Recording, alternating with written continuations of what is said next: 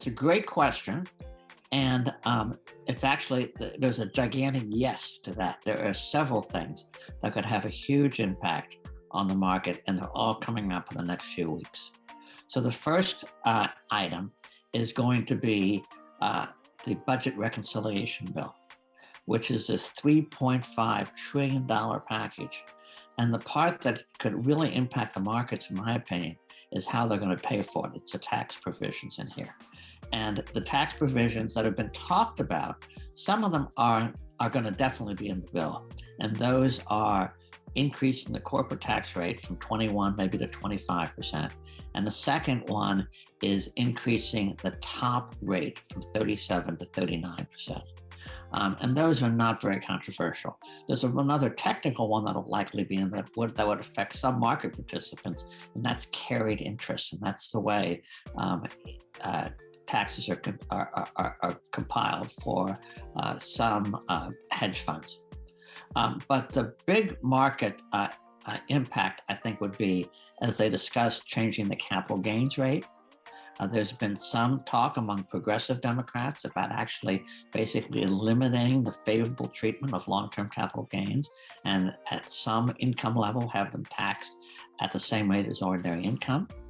And the second one is in the estate tax area, doing away with the step-up, which is, of course, a way that wealth is transferred from one generation to the other.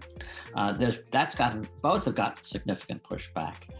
The step-up has gotten very significant pushback from agricultural communities, where farm saying this is the way we hand our farm from one generation to the next. And that is getting some very significant pushback.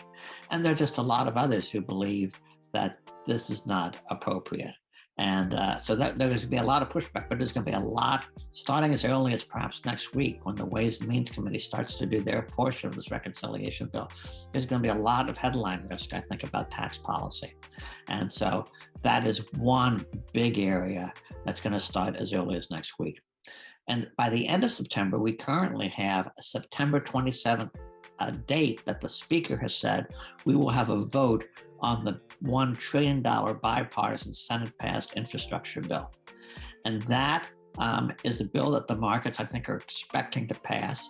The challenge is going to be the progressive Democrats, AOC and that crowd, have said that they will not vote for this bill if they don't see real progress on the $3.5 trillion reconciliation bill. And they are not going to see a lot of progress. In the Senate, it's not going to be $3.5 trillion. And the question that the Speaker is going to have to do to address is, are we going to let these handful of very progressive Democrats deny the president this gigantic victory of $1 trillion being spent on infrastructure?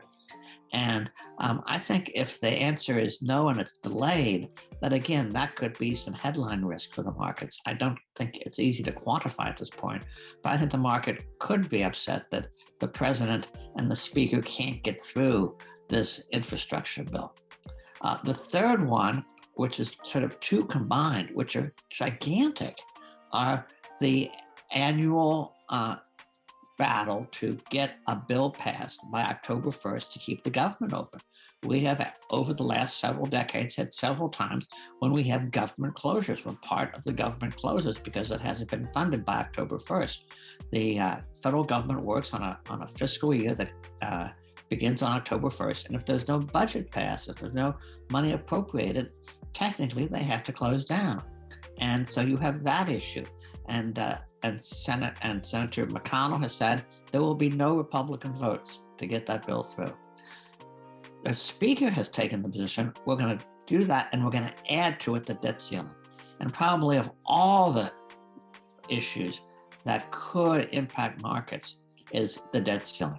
Janet Yellen wrote this week that she feels that the government will run out of money sometime in October. The cash flows of the U.S. government, I think I've seen a figure that's used of $7 million a minute goes through the federal government. So it's impossible with that kind of cash flow to make at this point, what day they will need the money. But technically, if they don't increase this debt ceiling in an appropriate time, you could have missed payments from everything from vendors who can't get their money, to paying the military, to Social Security, to paying the government debt that becomes due that day. I mean, it is just catastrophic. And it's obviously a timing issue. There's no real credit risk issue. Being unable to pay the bond isn't because we can't pay it. It's not like a developing country that really doesn't have the money, the dollars to pay off their bank debt or their debts. Our printing presses are still work very well, and everybody accepts the dollars that comes off those printing presses. So it's not a credit issue, it's a timing issue. But I think there'd be tremendous ripple effects to the market if the US government said, you're gonna have to wait a day to get your money until Congress can pass this debt ceiling increase. So I think that is what I'm watching, and probably has the potential greatest risk of legislation that's out there right now. And the decision that the Republicans are going to have to make, led by Mitch McConnell, was, are we going to filibuster? So Nancy Pelosi can get this bill through the House. In the Senate, it is a bill that technically can be filibustered. And so the Republicans have to decide is, can we just all vote against it but let it pass on Democratic votes? Or are we going to filibuster and make them get 60 votes? And if they do that, we will have a crisis in the United States where we will unable to pay our bills because of the debt ceiling. So I think the proof is in the pudding. The market is up 14% year to date. And so sort of end the discussion. I mean, it's been pretty good. I think the president has had a bumpy spot here with the rise in COVID and Afghanistan. My personal view is that Afghanistan, after the dust settles, will not be the horrible situation as today. Polling shows that 65% of the people wanted us to get out of Afghanistan. I mean, we got 120,000 people out on the airlift. Every community around the country is going to see these Afghans come.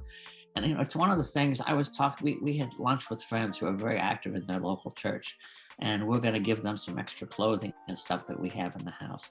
And America really comes together here, and it's led by faith communities to a great degree of adopting these families that come in.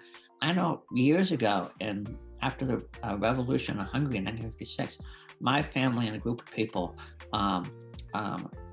adopted a Hungarian family. And I remember my parents being so pleased and happy with their friends who did this. And I remember meeting the Hungarian family. And I think the same as we've done this for the Vietnamese, we've done this over and over again.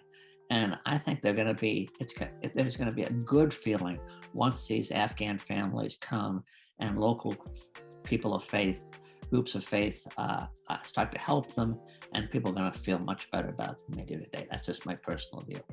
I also think that I think this program that was announced yesterday to go after COVID could be very successful.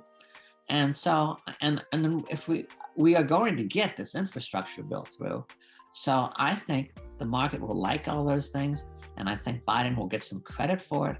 So I think as we've been up 14% to date, Tom Lee, our leader, feels that it's going to be a strong September, so we're going to have more upside. At the end of the day, the President of the United States gets credit for that. And so I think Biden has been good for the market.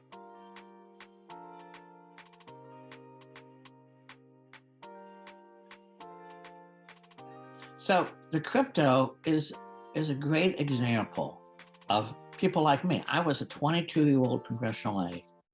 And I'll tell you a very brief story is that I was interviewed for my first job in New York. My title at the time was Legislative Counsel to the House Banking Committee.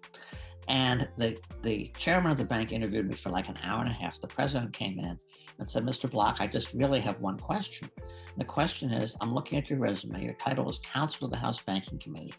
A, you're not a lawyer. And B, I don't think you've been in a bank except to cash a check. And I looked at him and I thought quickly, and I said, let me be candid with you, sir. Having no knowledge of the law and no knowledge of banking ever stopped anybody from writing banking law. And that's the problem we face with this crypto thing, is that you have the average age, I don't know, if our clients realize that of a congressional staffer is about 26, 28. And so that, with the exception of me, when I was there tend to be very bright people who have good intent, and they love government, they love public policy, but they have no experience. And especially with something as complicated and new as crypto. So the idea came that some people were avoiding taxes with crypto. And they quickly wrote a language to have crypto brokers have the same requirement as every other broker. And they didn't go to the industry, which they absolutely should have, which I clearly did when I was an aide. They did it without enough consultation with the industry. They wrote it sloppily, and it was much too broad, and it covered people who really aren't brokers. And so they got it in there. It came out. The industry did a great job of pointing this out and getting the absolute right senators to represent them, led by Senator Wyden, who's chairman of the Finance Committee, which writes all the tax laws, and who's the IRS and the Treasury comes under his jurisdiction. So they got together, a group of them, Republican, Democrat. They finally got language that the Treasury Department said we will accept, and it was all written, it's all done.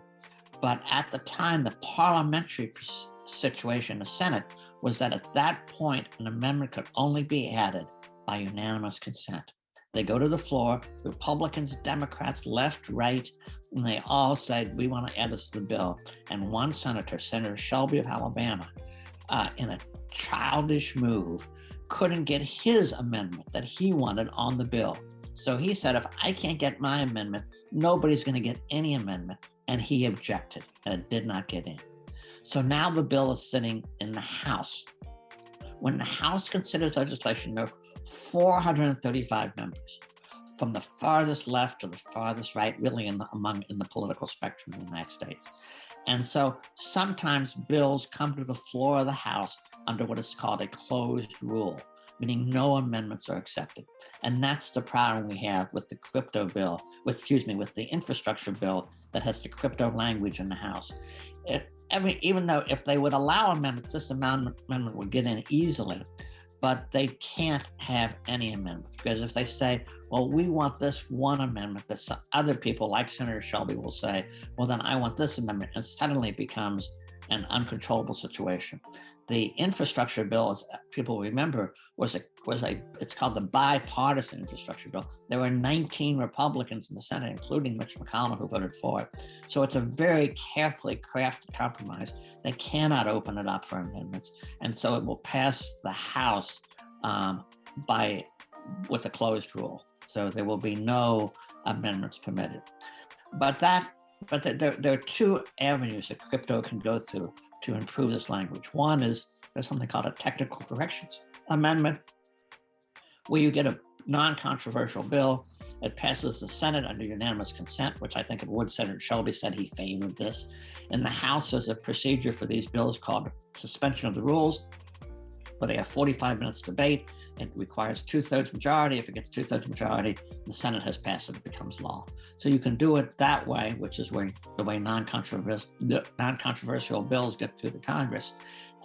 Or I think this is a thing that'll be very amenable to good lobbying of the Treasury and the IRS, so that when they write the regulations and they define the regulations broker, 90% of this problem is taken care of. So I think it's an issue, an example of sloppy draftsmanship that does happen in Congress, and that's why they have technical corrections bills. And when I worked in Congress, a comma in the wrong place can change the whole definition of a bill. And so you often find after a bill has become law that there are these technical things that need to be changed. And so it is not unprecedented to quickly change a bill that was sloppily drafted. And I think whether it's legislation or the administrative process of defining what a broker is, I think this problem will be resolved.